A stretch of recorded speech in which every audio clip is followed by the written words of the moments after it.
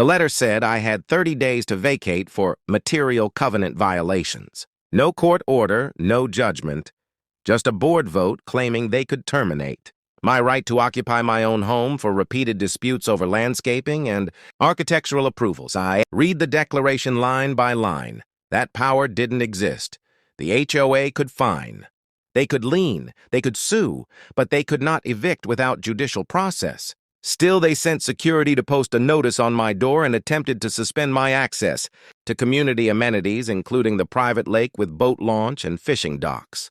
What they forgot is the lake isn't owned by the HOA outright. It sits on land held by a separate limited liability entity formed by original developers, happen to own one of the controlling membership interests tied to my property purchase. 12 years ago, most residents never reviewed the formation documents. Did. When the board escalated and circulated an email calling me removed pending enforcement, I responded differently, notified the lake entity's registered agent, and called a special members meeting under the operating agreement. The agreement allowed suspension of recreational access for any party interfering with ownership rights of a managing member. The HOA's attempted eviction qualified as interference, presented the recorded threat letters and proof no court had ordered removal.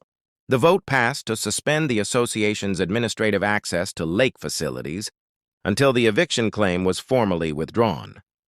The next Saturday, residents arrived to find the boat ramp chain secured and a notice stating access temporarily limited due to ownership dispute.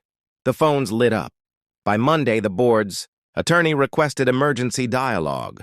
They argued I was overreaching, countered that unlawful eviction attempts are more than overreach. They're liability. Day 10. They rescinded the eviction notice in writing and restored all member privileges. Day 12.